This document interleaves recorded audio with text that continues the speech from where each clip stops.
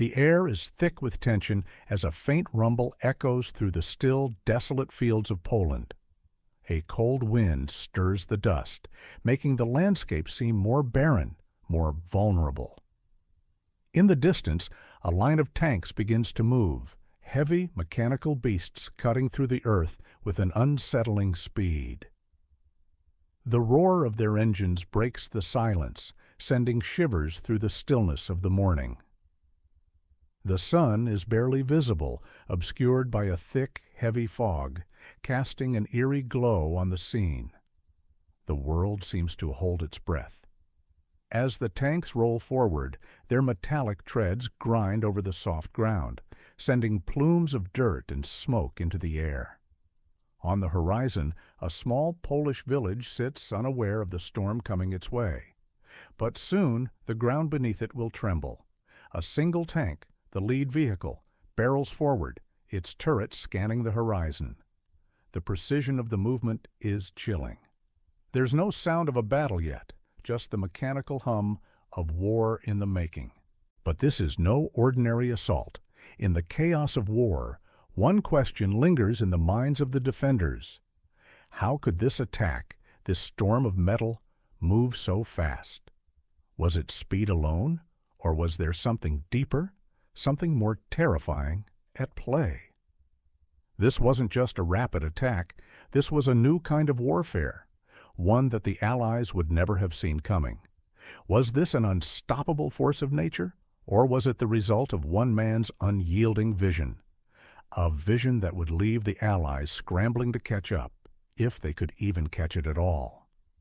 As the tanks continue their relentless march through Poland, the world stands on the edge of a new era in warfare. But how did this young officer, Heinz Guderian, create a tactic so powerful that it could break the traditional rules of combat? How did his vision become the storm that would sweep across Europe?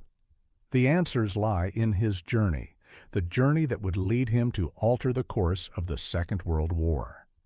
Heinz Guderian was born in 1888 in the quiet town of Kulm, Germany, to a military family steeped in tradition.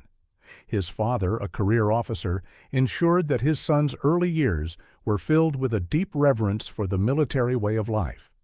It was a world of discipline, strategy, and structure, values that would shape Guderian's character and career in ways that few could have predicted. But it wasn't just his family that influenced him. The world around him was on the cusp of monumental change. As a child, Guderian witnessed firsthand the aftermath of World War I.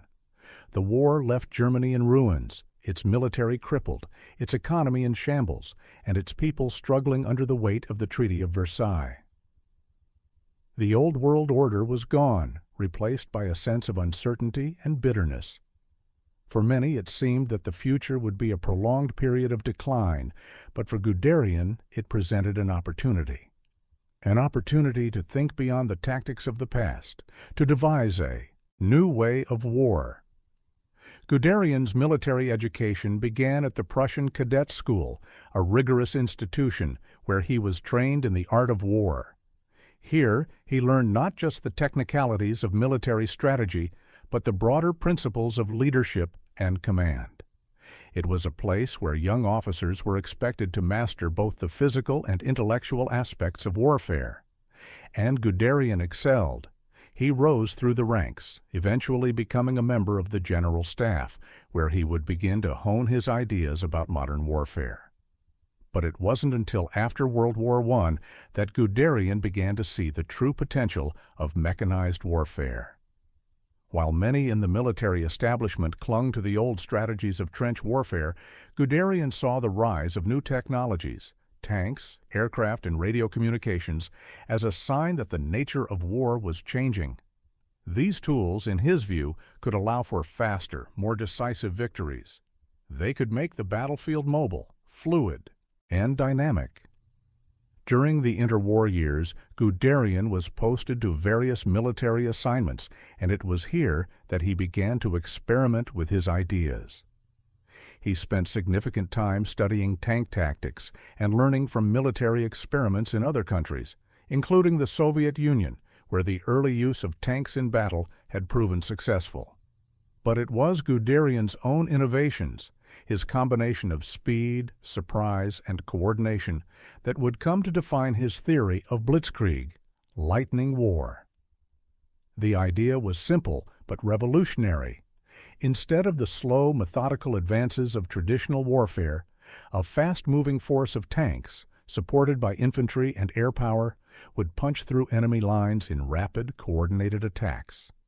These tactics would not just overwhelm the enemy, they would leave them disoriented, incapable of mounting an effective defense before it was too late. But Guderian was not alone in his thinking. Across Europe, military minds were also beginning to see the potential of mechanized warfare. Yet, unlike many of his contemporaries, Guderian didn't just theorize. He took his ideas to the field, testing them in war games and tactical exercises. He demonstrated time and again that his concepts worked, not just on paper, but in practice. As the 1930s wore on and Adolf Hitler's rise to power brought a new sense of urgency to Germany's military ambitions, Guderian's ideas began to gain traction. The General Staff, still stuck in outdated thinking, initially dismissed his theories. But Guderian, ever persistent, continued to push his vision. In 1936, he was finally given command of the 19th Panzer Corps, where he was free to implement his strategies on a larger scale. It was during this period that Guderian's reputation as a brilliant tactician began to take hold. He was known for his directness, his ability to make quick decisions, and his refusal to follow traditional lines of command when they got in the way of victory. He was a man who believed in the power of speed and coordination over bureaucracy and slow-moving strategies. But the real test of his ideas would come in the early days of World War II. Germany, under Hitler's command, was preparing for war, and when the time came, Guderian's Blitzkrieg would be put into action with devastating results. The speed and shock of his tactics would leave the Allies stunned, unable to react quickly enough to prevent disaster. As the world watched, Guderian's vision of modern warfare would become reality, and the face of combat would never be the same again. The question that remained was simple. Could the Allies adapt in time to stop this new, lightning-fast method of war? And if they couldn't, how long would it take for the storm to break through Europe and reach their doorsteps? In the aftermath of the Great War, Europe was a continent reeling from its wounds. The Treaty of Versailles had decimated the German military, stripping it of its power and forcing it into a defensive posture. But for many military thinkers, including Guderian, this was a moment to reassess and rebuild, not by clinging to outdated methods, but by embracing a new era of warfare. The world had changed, and so must the strategies of war. During the 1920s, while much of the German military establishment remained rooted in the old traditions of trench warfare and static defense, Guderian was busy formulating an entirely new concept of warfare. His vision was not based on the slow, methodical advances that had characterized World War I, but on speed, precision, and overwhelming force. The rise of modern technology, especially tanks, aircraft, and radio communications, was the key to his breakthrough. These tools, he realized, could be combined in ways that would create a force capable of destroying enemy armies before they even had a chance to react. The key to this new strategy was the use of combined arms, a synergy of tanks, infantry, and air support working together in fast-moving, coordinated attacks. Tanks would be the vanguard, spearheading the attack and breaking through enemy lines. Following them, infantry would secure the flanks, while air support would destroy communication lines and supply routes, ensuring the enemy was isolated and disoriented. One of the most revolutionary aspects of Guderian's Blitzkrieg was its emphasis on speed and surprise. Instead of large, drawn-out battles, where both sides faced off in a war of attrition, Blitzkrieg aimed to outmaneuver the enemy, strike hard and fast, and force a quick collapse. The goal wasn't to capture territory slowly, but to dismantle the enemy's ability to resist before they even had time to regroup. At the heart of Guderian's concept was the tank, which he saw as the centerpiece of modern warfare. Tanks were not new, but they had been used primarily as support for infantry, advancing slowly and clumsily across the battlefield. Guderian, however, envisioned them as mobile fortresses capable of smashing through enemy defenses and wreaking havoc on vulnerable rear lines. His innovations focused on mechanized warfare, ensuring that tanks were used in rapid, concentrated pushes to exploit weaknesses in enemy defenses. This was a far cry from the traditional tactics of World War I, where tanks were often used in small numbers with little coordination. But tanks alone weren't enough. To make Blitzkrieg effective, Guderian needed to bring all the pieces of the puzzle together. Artillery was used to soften up enemy positions ahead of the tanks, while fighter aircraft would ensure air superiority and disrupt enemy communications and logistics. Infantry would mop up the remnants of the enemy's defenses, consolidating the gains made by the tanks. This integration of different forces in a coordinated attack was what made Blitzkrieg so dangerous. It wasn't just about speed, it was about coordination and the ability to strike at multiple points at once, overwhelming the enemy before they could respond. Guderian didn't just theorize about these tactics, he tested them in military exercises and war games. The results were astounding. His techniques were fast, efficient, and deadly. In one notable exercise, Guderian's panzer divisions demonstrated how a small group of tanks could break through a heavily defended enemy line, cut off communications, and force the enemy into a retreat. It was a strategy that took advantage of the weaknesses of the enemy's defenses, exploiting their slow, lumbering movements with the speed and precision of the German forces. By the late 1930s, Guderian's ideas had begun to gain traction within the German high command. The military, still largely conservative and entrenched in old ideas, was reluctant to embrace this new form of warfare.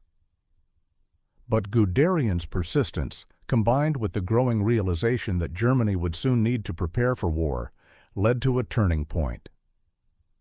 In 1936, Guderian was appointed to command the 19th Panzer Corps, a unit dedicated to mechanized warfare. It was here that he would finally have the opportunity to test his Blitzkrieg tactics on a larger scale. It wasn't just the Germans who saw the potential of mechanized warfare. Guderian took inspiration from military developments happening across the globe, especially in the Soviet Union, where they were experimenting with large-scale tank formations.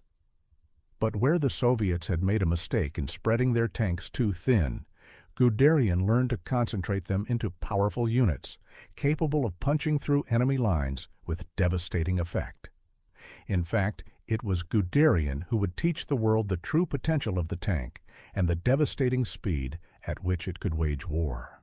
In 1939, as Germany prepared for its invasion of Poland, Guderian's ideas were finally about to be put to the ultimate test. The military, still skeptical of his theories, could not deny the success of his Panzer Corps in their training exercises.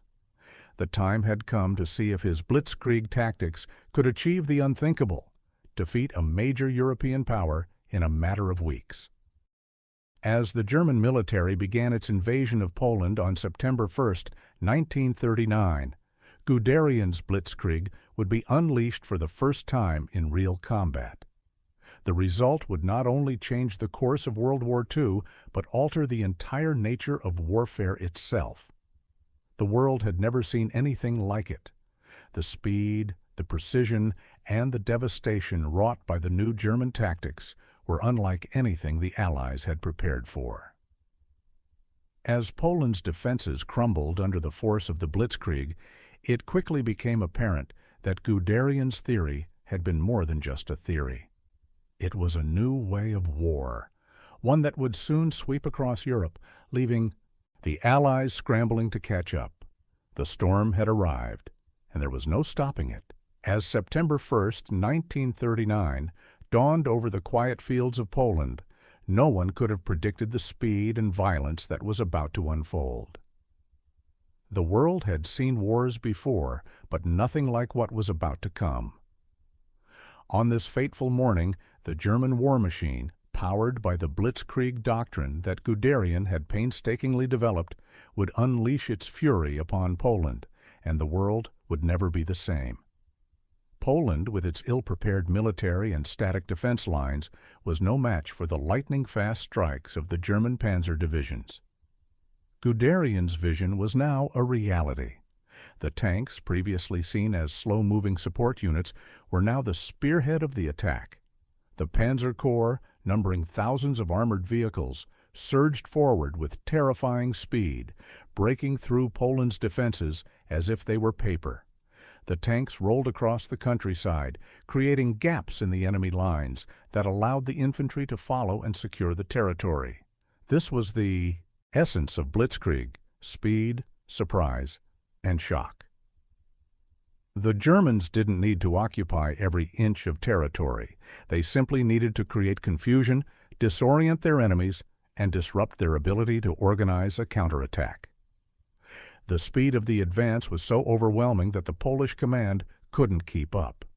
Communications were severed, defensive positions overrun, and soldiers found themselves surrounded before they even had time to react. But it wasn't just the tanks that made the Blitzkrieg so effective. The Germans coordinated air support with devastating precision. Dive bombers, known as Stukas, dove down to attack communication centers, bridges, and railways, cutting off Poland's ability to reinforce its positions. This coordinated attack paralyzed the Polish military, leaving them unable to mount any significant resistance. In the face of this rapid advance, the Polish army had no answer. The traditional tactics they had relied upon, slow defensive maneuvers, fortified positions, were utterly inadequate against the speed and mobility of the German forces. Blitzkrieg had rendered old concepts of warfare obsolete. The attack was over before the Polish could mobilize any effective defense. Within days, the Germans had encircled and destroyed large portions of the Polish army. But the brilliance of Blitzkrieg lay not just in the speed of its attack, but in its psychological impact. The shock of the initial assault, combined with the sheer overwhelming force, shattered the morale of the Polish forces. Commanders and soldiers were left confused and disoriented. Many attempted to regroup, but they were quickly overwhelmed by the German panzer divisions, which had already moved on to the next phase of the attack. For the Allies, the speed and precision of the German assault came as a brutal wake-up call. The war that had just begun was unlike anything they had prepared for. Within weeks, Poland had fallen. The Allies, particularly the French and British, who had expected a slow, drawn-out conflict, were left stunned. They had no immediate answer to the new kind of warfare that Germany had unleashed. And it would be a full year before they would come to terms with the devastating implications of what had just occurred. The success of Blitzkrieg in Poland marked a pivotal moment in the history of warfare. It proved that war could be won not through brute force alone, but through the coordinated use of speed, surprise, and technological superiority. And as the German tanks rolled over Poland, it was clear that Guderian's ideas had worked. Blitzkrieg had not just been a theory, it had been proven in the heat of battle. The speed and efficiency of the attack had shocked the Allies, leaving them with no time to react before the Germans were already on to their next move.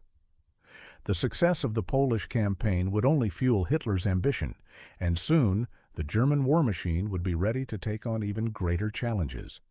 But as they looked to the future, one question lingered in the minds of military leaders across Europe. Could Blitzkrieg be stopped? Or was this the dawn of a new era in warfare, one that would see the traditional ways of battle left in the dust? For now, the answer seemed clear. Blitzkrieg was unstoppable. Barely 6 months after the success in Poland, the German military, now fully committed to Guderian's Blitzkrieg tactics, turned its gaze westward. The next target was France, one of Europe's great military powers. The French had fortified their border with the Maginot Line, an impressive series of defenses meant to prevent any German invasion.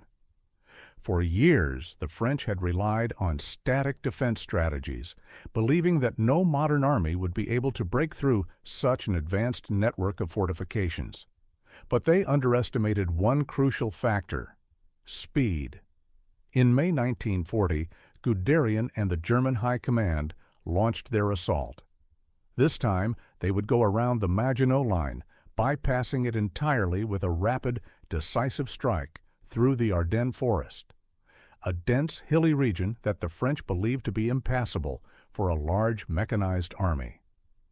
The Germans, however, saw it as the perfect route for a surprise attack. It was here that Guderian's vision would be fully realized on an even larger scale. For the French, the first signs of the invasion came as a shock. The Germans struck quickly, with overwhelming force. A massive combined arms assault, led by Guderian's panzer divisions, tore through the Ardennes, cutting deep into the heart of France. The speed and intensity of the advance caught the French off guard. They had expected an attack along the heavily defended border, not through the thick forests and rugged terrain of the Ardennes. The German tanks, once again, acted as the spearhead, cutting through enemy lines while the infantry and air support moved in to clean up behind them. The French military was unprepared for this kind of warfare. Their traditional strategies relied on static, fortified positions and long, drawn-out engagements. But Blitzkrieg didn't work like that. The Germans were everywhere at once, tanks, aircraft, and infantry units working in perfect harmony. There was no room to regroup, no time to form a defense. By the time the French could react, German forces had already advanced beyond their reach, cutting off communication lines and isolating entire units. The key to Guderian's success in France was his ability to maintain momentum. Unlike traditional battles where forces would pause to regroup and resupply, the German forces kept moving forward, relentlessly pushing through France at breakneck speed. The French, who had relied on their well-fortified positions, suddenly found themselves surrounded. Their communication lines were severed, and their defensive structures were bypassed. The French army, which had once been one of the most powerful in Europe, was rendered impotent against the speed and coordination of the German assault.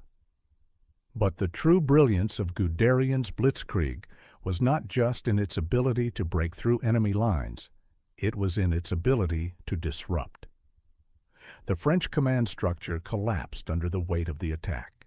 Senior officers, unable to communicate effectively with their units or even with each other, were unable to mount a coherent defense. The German tanks, having pierced the French defenses, were now free to wreak havoc deep within the country, sowing confusion and panic. Meanwhile, the Luftwaffe, German Air Force, provided critical support. Stuka dive bombers attacked supply depots, transportation hubs, and critical infrastructure, further crippling the French military's ability to respond. The Luftwaffe's superiority in the skies, combined with the ground assault, left the French scrambling to react. What followed was nothing short of chaos. The French government, stunned by the speed and scale of the attack, quickly realized that they had no realistic chance of stopping the German advance. Paris fell on June 14, 1940, just 6 weeks after the Germans began their invasion. By then, the French were already negotiating an armistice with Germany. The Blitzkrieg had worked with terrifying efficiency. France, once seen as a military giant, had fallen in the blink of an eye. For Guderian and the German military, the victory in France was a resounding confirmation of the power of Blitzkrieg. The speed, precision, and shock value of the attack were so overwhelming that the French, who had expected a lengthy war, were caught off guard. The British, who had already been drawn into the conflict, were now faced with a powerful enemy on their doorstep. The fall of France marked the beginning of a new phase in the war, one where the traditional methods of warfare would no longer hold up against the speed and precision of modern tactics. But while the Germans celebrated their swift victory, the French were left to pick up the pieces of their shattered defense. The Allies, particularly the British, were left reeling, forced to reassess their entire military strategy. Guderian's Blitzkrieg had proved not just effective, but transformative. It was a new kind of warfare, one that relied on movement, surprise, and coordination, not fortifications or static defense. As Guderian watched his panzer divisions roll through Paris, he knew that this was only the beginning. The war was far from over, but the Allies now had a clear understanding of the kind of force they were up against. The question remained, could they adapt quickly enough to counter Blitzkrieg before it was too late? The German victories in Poland and France were nothing short of devastating, leaving the Allies stunned and struggling to comprehend the new form of warfare they had just witnessed. The speed and efficiency of Blitzkrieg shattered the traditional military mindset, and the Allies found themselves scrambling to catch up. The question that haunted them was simple. How do you stop an enemy who can move faster, strike harder, and disrupt your defenses before you even have time to react? For the British and the French, the shock of the Blitzkrieg was not just tactical, but psychological. The speed of the German advance seemed to defy all conventional military thinking. The Allies had spent years fortifying their positions, developing defenses like the Maginot Line, only to see them bypassed with chilling ease. Their static strategies, honed over decades, were rendered obsolete in a matter of days. The question no one had fully considered was whether the enemy would attack fast enough and disrupt enough key infrastructure to prevent a counterstrike. The answer had become painfully clear: yes. Initially, the Allies tried to understand the Germans' success in purely technical terms. They examined the tanks, the air support, and the rapid pace of the German advance. But what they missed, what Guderian understood deeply, was the underlying principle of Blitzkrieg, the psychological element. It wasn't just about speed or technology. It was about keeping the enemy disoriented, unable to make decisions or organize an effective defense. The Blitzkrieg attacked not just the enemy's physical infrastructure, but its mental and strategic cohesion. For the British, the immediate response was to reinforce the defensive capabilities along their shores. The threat of German invasion seemed imminent, especially with the rapid collapse of France. The British Army began to regroup, but they lacked the speed and cohesion needed to counter Blitzkrieg. The British response was often reactive, relying on piecemeal defensive actions rather than an integrated, proactive strategy. The British Royal Air Force, RAF, was one of the few areas where the Allies had an advantage.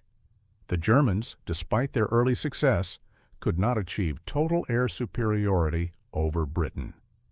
The Battle of Britain, which began in July 1940, became a brutal contest of attrition. The Luftwaffe launched bombing raids on British cities, aiming to break the morale of the civilian population and force Britain to sue for peace. But the RAF, despite being outnumbered, held its ground, thanks in large part to the radar technology that allowed them to detect incoming German aircraft early. The resilience of the British people, combined with effective air defense, eventually drove the Germans to shift their focus away from Britain and towards the Soviet Union in 1941. However, the failure to stop the German advance on the ground was a deeper problem. The French, who had been caught off guard in 1940, initially believed they could regroup and launch a counteroffensive. But their military doctrine remained anchored in traditional tactics, slow defensive maneuvers that were no longer viable in the face of Blitzkrieg. The French military leadership remained split, with some still believing that static defenses like the Maginot Line could hold, while others tried to adapt to more mobile tactics. This lack of cohesion within the French command structure contributed significantly to their downfall. Despite the shock of the Blitzkrieg, the Allies were not entirely passive. The French and British began to study the German tactics more closely, trying to understand how such rapid advances were possible. Military experts on both sides began to experiment with new defensive strategies, but these were often slow to materialize.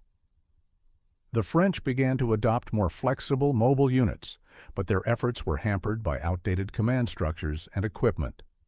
For the British, the development of armored warfare became a priority. While the British Army had some success with armored divisions, it was clear that they were still playing catch-up to the Germans. The development of tank destroyers and anti-tank weapons became essential to counter the German panzer divisions. However, it would take time for these new ideas to come to fruition, and in the meantime, the Germans continued to push forward, launching further offensives in the Balkans and eventually invading the Soviet Union in 1941. The Soviets, too, were deeply affected by the Blitzkrieg. Initially, they had struggled to understand how the Germans could advance so rapidly. The Red Army, despite being one of the largest in the world, was still reliant on older, slower tactics, and many of their tanks were not as advanced as the German panzers. However, the Soviets quickly adapted. In the early months of Operation Barbarossa, the German invasion of the Soviet Union, the Soviets were caught off guard. The speed and coordination of the German forces tore through Soviet defenses. But by late 1941, the Soviets had begun to mobilize their industry and their forces in new ways. They learned from the Germans' tactics, adopting some elements of Blitzkrieg for their own use and shifting their focus to counterattack strategies. The harsh Russian winter also played a pivotal role in stalling the German advance, and by 1942, the Germans had suffered a significant setback at the Battle of Stalingrad. The ultimate adaptation of the Allies came not just in the form of new weapons or tactics, but in coordination. The Allies slowly learned that defeating Blitzkrieg required an integrated approach. The British, French, and later the Americans worked together to develop strategies that would counter the speed and surprise of the Germans.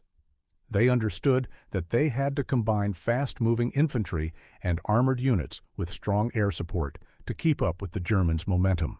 In the long run, it would be the combination of Allied industrial capacity, technological innovation, and the ability to learn and adapt quickly that would finally break the German war machine.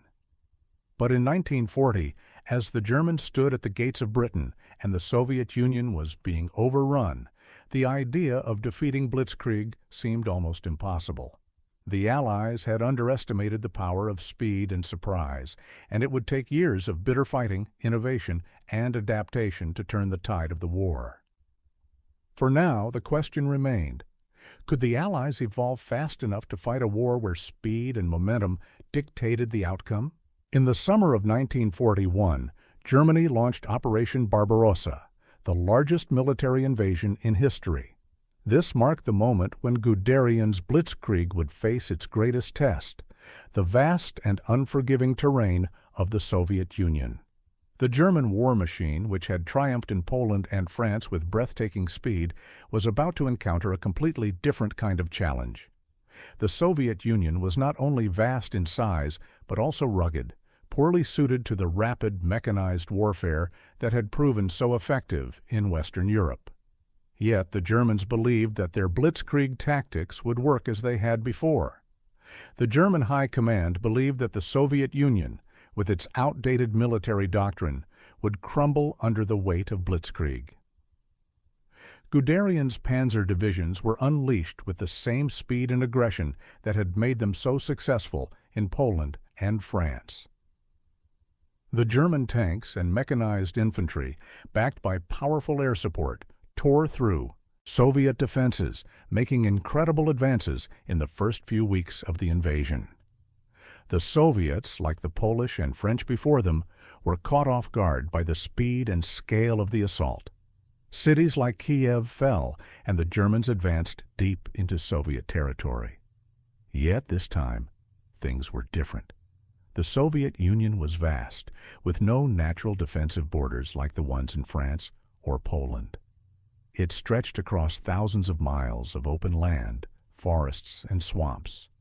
Territory that was not conducive to the fast-moving, mechanized warfare the Germans had relied upon. As the German tanks advanced deeper into Soviet territory, they began to face logistical problems unlike anything they had encountered in the West. The German military, despite its success in the early days of the invasion, struggled with supply lines. The further they advanced into Soviet territory, the more strained their resources became. Tanks, trucks, and troops needed constant fuel, ammunition, and supplies, but the Soviet Union's vastness made these supply lines incredibly difficult to maintain. The Germans found themselves bogged down in the Russian wilderness, unable to keep up their momentum. What had once been a fast-moving juggernaut became a slow, cumbersome machine as it struggled to stretch its supply lines across the immense distances. And then there was the weather. The Soviet winter was famously brutal, with temperatures regularly plummeting below freezing. The German soldiers, who had expected a swift campaign, were unprepared for the harsh Russian winter. Their vehicles, designed for speed and mobility, began to freeze up, and their equipment became useless. For the Germans, the same speed that had once been their greatest strength now became their greatest weakness. The Soviet Union, despite its initial setbacks, was far from defeated. The Russian military, which had been in disarray at the start of the invasion, began to reorganize. The Soviets adapted quickly, learning from the Blitzkrieg tactics they had just experienced. They started to deploy their own tank units in larger formations, and their infantry adapted to the speed of modern warfare. Soviet leadership under Joseph Stalin made key decisions to move their industrial capacity to the Ural Mountains, out of reach of German forces, enabling them to continue producing weapons and equipment at a rapid pace. The Soviets also learned to fight the German way, adopting some of the tactics they had seen on the battlefield. They began to use their own mechanized units to slow down the German advance. The vast open spaces of the Soviet Union meant that the Germans could no longer rely on concentrated, rapid assaults that would cripple their enemies before they could regroup. The Russian landscape forced the Germans to spread out, which made them more vulnerable to ambushes and counterattacks. The Blitzkrieg tactics, which had been so successful in Western Europe, began to break down against the Soviet Union's massive size and the fierce resistance of its people. For Guderian, this was a stark realization. The speed that had served him so well in Poland and France was no longer enough to overcome the immense challenges of the Eastern Front. The Russian winter turned the tide against the Germans, halting their advance at the gates of Moscow. In December 1941, the Soviets launched a counteroffensive, pushing the Germans back. The once unbeatable Blitzkrieg had been stopped not by a superior enemy force, but by the sheer scale of the Soviet Union and the elements themselves. The Germans had underestimated the resilience of the Soviet people and the Russian terrain. The Soviet Union was not like Poland or France. It could absorb the shock of an invasion and keep fighting. The Germans had pushed too far, too fast, and now they were paying the price for it. The limitations of Blitzkrieg had been exposed. Speed alone was no longer enough to guarantee success. But, despite the setbacks, the Germans were not yet beaten. They would regroup and try again. They would learn from their mistakes and adapt. Guderian, a master of maneuver warfare, would continue to believe in the value of speed and surprise. But as the months wore on, it became clear that Blitzkrieg in its purest form had reached its limit. The Soviet Union had become a formidable opponent, and the Germans would need to adjust their tactics if they were to succeed on the Eastern Front. By the time winter set in, the Germans were stuck in a brutal stalemate. The hope of a quick victory, which had defined Blitzkrieg from the start, was now a distant memory. The Eastern Front would become a grinding war of attrition, one where the Germans would be forced to rely on resources and manpower, not speed. For Guderian, this would be the beginning of a painful lesson. Blitzkrieg was not a one-size-fits-all solution. It was effective in certain circumstances, but it had limitations. Limitations that would become increasingly apparent as the war progressed. By the time 1942 rolled around, the tide of the war had begun to shift. The early triumphs of Blitzkrieg, its stunningly fast, overwhelming victories in Poland and France, had already proven its devastating effectiveness. But as the war dragged on, the German military was forced to confront a harsh reality. The very speed that had once made Blitzkrieg so effective was now becoming a liability. The strategy that had been a revolutionary force in Europe was now faltering under the weight of prolonged conflict, logistical difficulties, and evolving Allied tactics. The limitations of Blitzkrieg became painfully clear in the vast expanse of the Soviet Union. The Germans had initially made impressive advances, but as their supply lines stretched thin across the Russian steppe, their ability to maintain momentum began to wane. Blitzkrieg, with its reliance on rapid strikes and coordinated movements, could not cope with the sheer size of the Soviet front. The harsh Russian winter compounded this problem, freezing German vehicles and equipment, further stalling their advance. Yet it wasn't just the Eastern Front that was exposing the cracks in Blitzkrieg. The strategy's shortcomings were becoming evident on other fronts as well. In North Africa, the Germans faced a different kind of battle, one that required sustained engagements, and their ability to apply Blitzkrieg's fast-moving tactics was limited by the terrain and the resistance of the Allies. Similarly, in the Mediterranean, Allied forces adapted to the German speed, learning how to counteract and neutralize their swift strikes with more deliberate and strategic defenses. As the war entered 1942, the Allies began to adapt quickly to the challenges presented by Blitzkrieg. The failure of Operation Barbarossa in the Soviet Union had already forced a reassessment of German tactics, but it was in the next phase of the war that the Allies began to gain ground. The Battle of Stalingrad, fought between August 1942 and February 1943, was a decisive turning point. The Germans, who had once believed they could swiftly destroy Soviet resistance, found themselves trapped in one of the most brutal and protracted urban battles in history. Blitzkrieg's speed and maneuverability could not help them as they became bogged down in street-by-street fighting, surrounded by determined Soviet forces. Stalingrad marked the moment when the Germans were no longer able to rely on their old tactics. Instead of striking with overwhelming force, they had to engage in slow, methodical combat against a well-entrenched enemy. The Soviets, in contrast, had learned from the Blitzkrieg assault and adapted their tactics. They began to fight more strategically, using defense in depth, coordinated counterattacks, and the element of surprise, tactics that directly countered the Blitzkrieg approach. This shift in tactics was not confined to the Soviet Union. In North Africa, the Allies, under the leadership of General Bernard, Montgomery began to take a more measured defensive approach against the German Afrika Korps led by General Erwin Rommel. While Rommel had employed Blitzkrieg tactics in the desert, Montgomery's forces adapted by building strong defensive positions and relying on superior supply lines. The Second Battle of El Alamein, fought from October to November 1942, was a turning point in North Africa. The Germans were forced into retreat, marking the end of their momentum in the region. On the Western Front, the Allies began to prepare for the eventual liberation of Europe. The D-Day invasion of Normandy in June 1944 was one of the most decisive moments of the war, and it showed how far the Allies had come in adapting to German tactics. The Germans, who had relied on Blitzkrieg to break through defenses, were now facing a coordinated Allied force with superior logistics, air superiority, and effective countermeasures.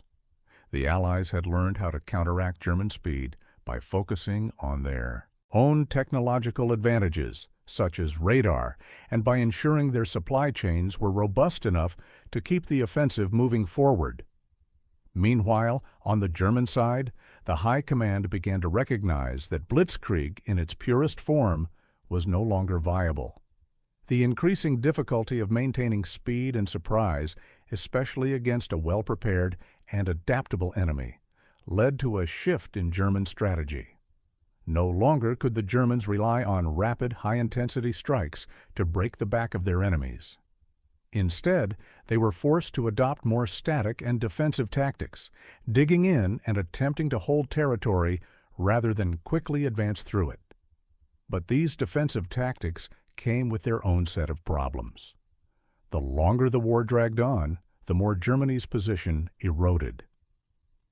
The sheer industrial capacity of the Allies outpaced Germany's ability to produce and maintain its war machine. The Germans, whose factories had been able to mobilize for war in the early years, could no longer keep up with the scale of production required.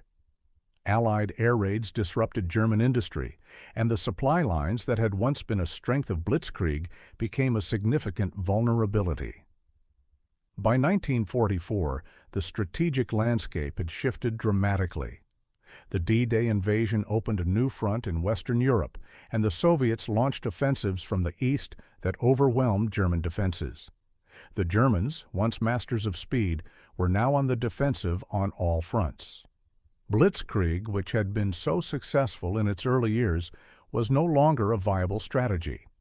The Germans had pushed too far, and now they were facing the consequences of their overextension. In the years following, the war became a battle of attrition where speed and surprise took a back seat to endurance and firepower. The Allies, with their vast resources and superior coordination, were able to outlast the Germans. Blitzkrieg had brought the Germans incredible success in the early years of the war, but it could not sustain them in the face of prolonged conflict. As the war drew to a close in 1945, it was clear that the German military had failed to adapt to the changing dynamics of modern warfare. Blitzkrieg, the very tactic that had so dramatically reshaped the battlefield, had proven to be a double-edged sword. It was a brilliant strategy for short-term victories, but its limitations became apparent as the war dragged on, and the world had changed in ways that even the German High Command could not have predicted. As the war in Europe drew to a close, the world looked back on the rapid rise and eventual decline of Blitzkrieg with a mixture of awe and dread. General Heinz Guderian, the architect of this revolutionary form of warfare, had forever altered the course of military history.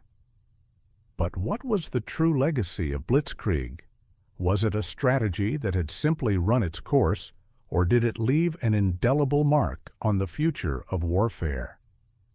In the years following World War II, Guderian's tactics were studied extensively by military professionals, historians, and strategists alike. His work demonstrated the power of combining mobility, speed, and surprise, elements that were often overlooked in favor of traditional static defense. While Blitzkrieg as a strategy was rendered obsolete in the face of the prolonged, attritional warfare that dominated the later stages of the war, its influence could still be felt in military doctrines and strategies across the globe. One of the most lasting impacts of Guderian's tactics was the emphasis on mechanized warfare and the integration of combined arms.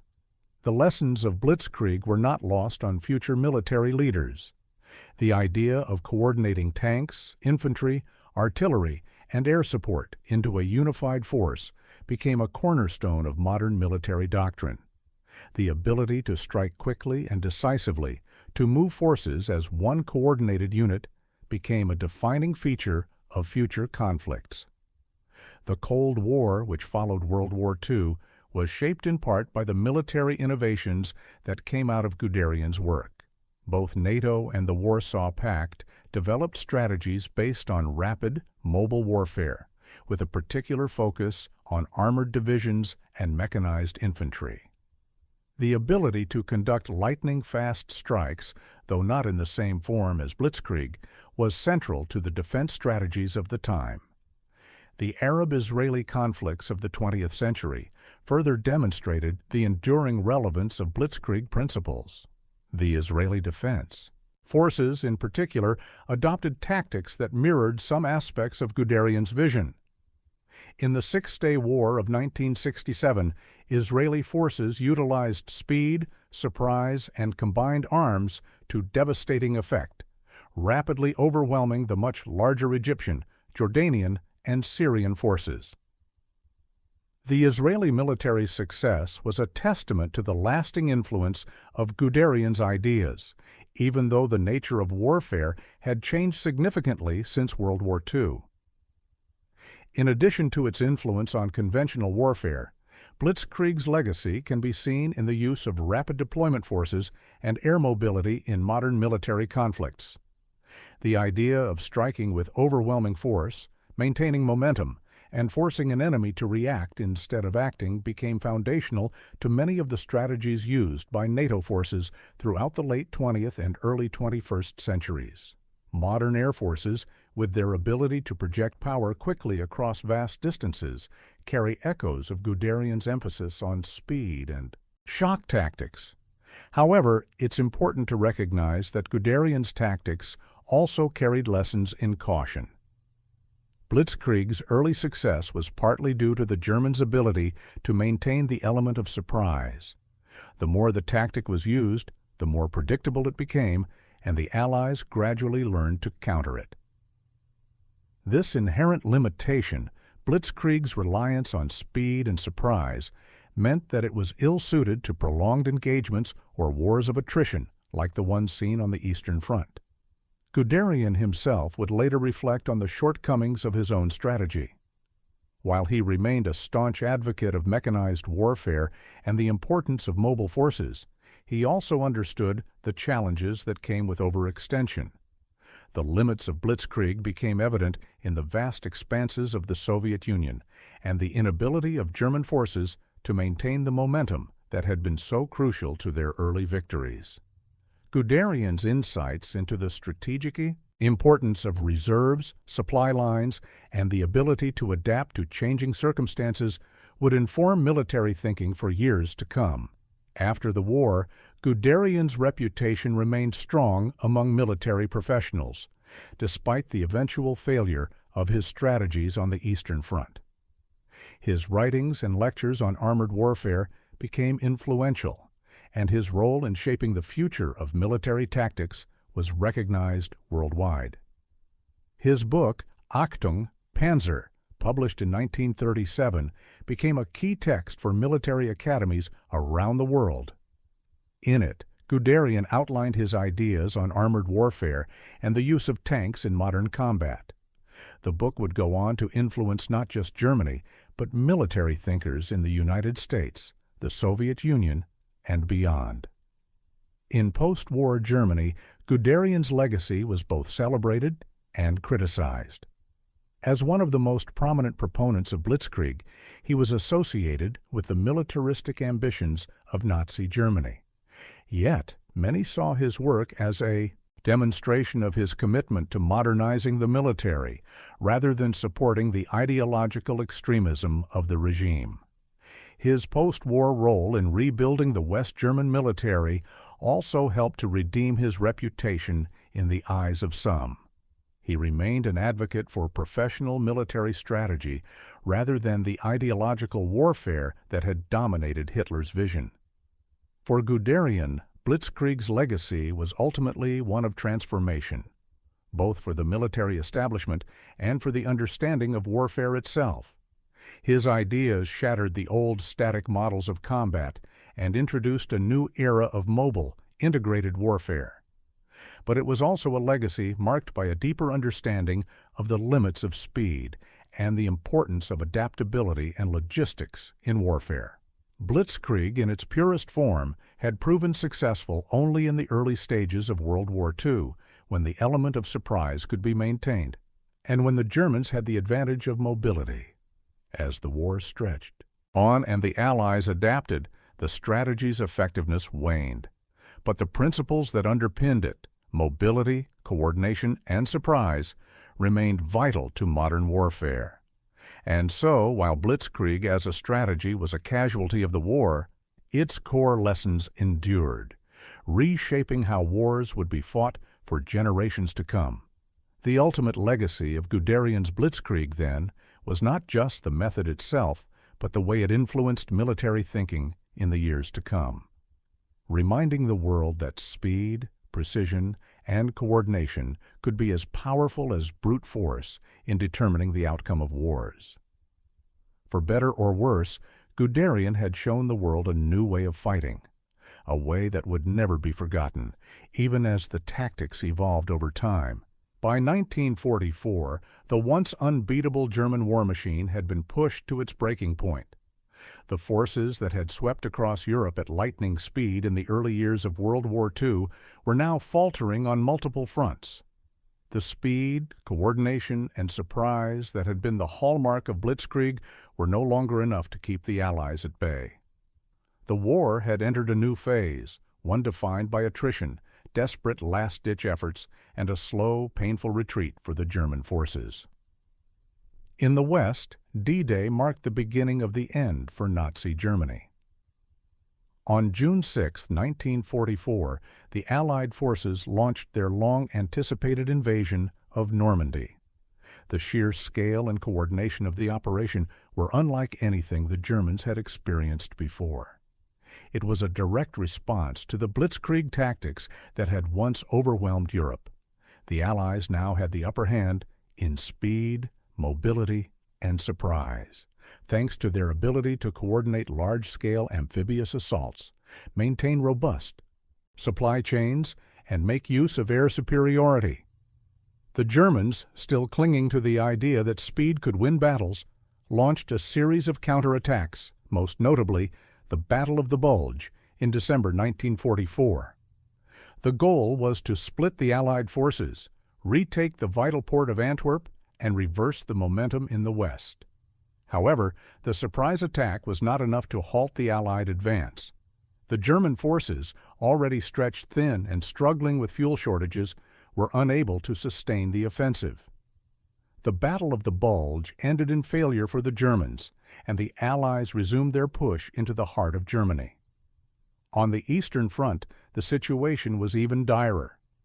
After the defeat at Stalingrad and the loss of critical territory, the Germans were forced to adopt increasingly defensive tactics.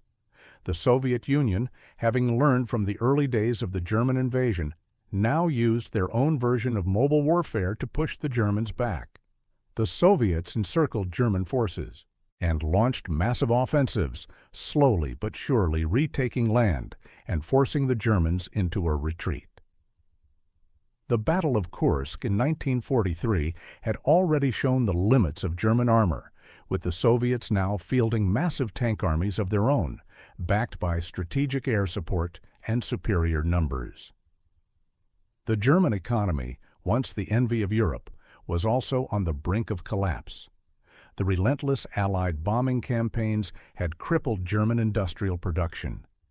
Factories once capable of producing thousands of tanks, aircraft, and weapons were now in ruins. The Allies controlled the skies, and the German Luftwaffe was no longer a match for the overwhelming numbers of American and British bombers. The loss of industrial capacity further hampered the German military's ability to keep up with the demands of the war. For Guderian and the German High Command, the writing was on the wall. Blitzkrieg as a strategy had faltered under the pressures of modern, protracted warfare. Speed and surprise were no longer sufficient to turn the tide. The once elite panzer divisions were now worn down by years of fighting, plagued by logistical problems, and increasingly unable to fight effectively on multiple fronts. As the Allies advanced into Germany, the final days of the Third Reich were marked by chaotic efforts to resist. Hitler, entrenched in his underground bunker in Berlin, refused to acknowledge the inevitability of defeat. The German military, still under the control of the Nazi leadership, was caught in a web of contradictions.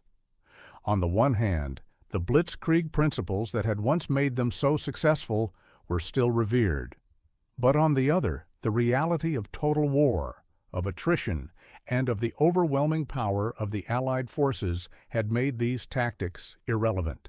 The war had evolved beyond the initial speed and shock of Blitzkrieg into a brutal, drawn-out conflict that saw the German military, now facing overwhelming odds, fighting with a sense of desperation. The final collapse came in May 1945, when Berlin fell to the Soviet forces, marking the end of Nazi Germany. The German surrender was the culmination of years of grinding warfare, an end to the empire that had once seemed invincible. Guderian, who had been a key player in the early days of the war, was now caught in the web of a collapsing regime. In the aftermath of the war, Guderian was captured by the Allies and held as a prisoner of war. His legacy, once that of a military genius, was now entangled with the disastrous consequences of Nazi aggression. Despite his role in developing the tactics that had helped Germany achieve rapid victories early in the war, Guderian's legacy was complicated. His name was associated with the success of Blitzkrieg, but also with the devastation of a war that had cost millions of lives. His vision of mechanized warfare had brought about the destruction of Europe and the ultimate defeat of Germany. But it had also reshaped the nature of combat, leaving a lasting mark on military strategy long after the war ended. In the post-war years, Guderian's influence remained significant in military circles. His writings on armored warfare continued to be studied, and his ideas influenced many nations, including the United States and the Soviet Union, as they developed their own tank and mechanized infantry strategies. The lessons of Blitzkrieg, however, were also a reminder of the dangers of overextension and the limitations of speed in modern warfare. While Blitzkrieg had been a product of its time, it was also a reflection of Guderian's military brilliance. He had demonstrated that speed, surprise, and coordination could revolutionize warfare.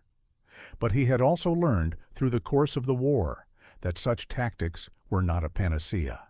In the end, the fall of the German war machine and the collapse of Blitzkrieg as a dominant force in the war were a testament to the fact that no strategy, no matter how effective in the short term, could withstand the forces of attrition and overextension. As the smoke of World War II cleared and the global landscape began to reshape itself, the lessons of the conflict were studied intensely. Among the many revolutionary military concepts that emerged, none were as emblematic of the war's dramatic shift in combat as Blitzkrieg. Despite its eventual decline, the principles behind Blitzkrieg, speed, surprise, and integrated, coordinated force, left a profound and lasting influence on military strategy worldwide. In fact, the strategic framework laid out by Heinz Guderian continued to evolve and adapt, shaping modern military tactics even into the 21st century. One of the most significant legacies of Blitzkrieg is the concept of mechanized warfare. While the strategy itself was not universally applicable across all theaters, the use of armored divisions and combined arms, tanks, infantry, artillery, and air support became a cornerstone of modern conflict. After the war, many nations, including the United States, the Soviet Union, and NATO members took the lessons learned from Blitzkrieg and developed their own versions of mechanized warfare, taking into account the increasing importance of air superiority, precision strikes, and rapid mobility. In particular, tank warfare evolved substantially. The sheer importance of the panzer divisions in Guderian's strategy made it clear that armored units could break through enemy defenses, disrupt supply lines, and create massive confusion. In the years after World War II, many armies focused their attention on perfecting tank designs, ensuring they were faster, more heavily armed, and more capable of surviving battlefield conditions. The American M1 Abrams and the Soviet T-72 were direct descendants of this armored warfare philosophy, both designed for speed, durability, and firepower. Beyond tanks, the concept of combined arms operations, which involved synchronizing multiple branches of the military, infantry, artillery, air, and tanks into a seamless, coordinated assault, became standard practice. The ability to quickly shift forces, strike at multiple points, and maintain constant pressure on the enemy was ingrained into the strategies of both Western and Soviet forces during the Cold War. It became clear that achieving battlefield dominance required more than just firepower. It required an integrated approach, where each arm of the military supported the others in real time. Furthermore, Guderian's emphasis on speed and surprise inspired the rapid response forces used by modern militaries. Whether it's the use of airborne operations or special forces like the U.S. Navy SEALs or the Russian Spetsnaz, the idea that military forces should be able to respond rapidly to emerging threats is a direct application of Blitzkrieg's principles. The concept of rapid deployment forces, units that can be quickly mobilized and moved to the front lines to meet an emerging crisis, remains a cornerstone of global defense strategies. While the Allies adapted quickly during World War II, much of the modern conception of warfare was shaped in the post-war era. The Cold War era of constant tension, with both the United States and Soviet Union engaging in proxy wars around the globe, saw many of Guderian's principles incorporated into regional conflicts. The Korean War and Vietnam War, for example, both involved large-scale use of armored and mechanized infantry forces, with lessons drawn from Blitzkrieg tactics, although the guerrilla warfare of Vietnam also challenged these concepts in new and unique ways. The influence of Blitzkrieg even found its way into the strategic thought of later decades. The Gulf War of 1990-1991 demonstrated how modern armies, such as the U.S. military, could integrate the principles of speed and surprise into the shock-and-awe tactics employed to overwhelm Iraqi forces. The rapid advance of American and coalition forces across the desert, using a combination of tanks, air support, and mobile infantry, mirrored the ideas of Blitzkrieg, although with far more advanced technology and a focus on electronic warfare and real-time intelligence. Despite the passing of time and the evolution of new technologies, Blitzkrieg's influence remains embedded in military doctrine, especially in the areas of maneuver warfare and strategic mobility. Today's military leaders understand that the key to success in modern warfare often lies not in the ability to outgun the enemy, but in the ability to outmaneuver them. The concept of taking the initiative, forcing the enemy to react, and maintaining relentless pressure is still as relevant as it was in 1940. However, Blitzkrieg's flaws, its reliance on speed and surprise, have also informed modern military thinking. Modern conflicts, particularly those in Afghanistan and Iraq, have shown the limits of such tactics. The sheer complexity of modern asymmetrical warfare, where non-state actors employ unconventional tactics and the terrain presents unique challenges, has demonstrated that the Blitzkrieg model is not a one-size-fits-all solution. The importance of logistics, counterinsurgency strategies, and understanding the human terrain are all lessons that have emerged in response to the limitations of rapid mechanized assaults. For Guderian himself, the aftermath of the war and his legacy were complicated. While his tactics had been instrumental in Germany's early successes, they were also tied to a regime responsible for unspeakable atrocities. Guderian's post-war years were marked by both reflection and rehabilitation. Captured by the Allies, he spent time in captivity before being released and allowed to continue his work as a military theorist. He wrote extensively on armored warfare, and his thoughts on the future of mechanized combat remained influential, particularly in Germany's post-war military development. In the years after the war, many nations adopted Guderian's concepts in some form. The United States and other Western powers embraced the idea of quick, coordinated strikes with a focus on overwhelming force, leading to the development of rapid deployment strategies and modern mechanized forces. The Soviet Union also adapted elements of Blitzkrieg, although their approach was often more focused on massed forces and strategic defense rather than the speed and precision of Guderian's approach. The ultimate irony of Blitzkrieg's legacy lies in its dual nature. It was both a symbol of military genius and a reminder of the devastating consequences of war.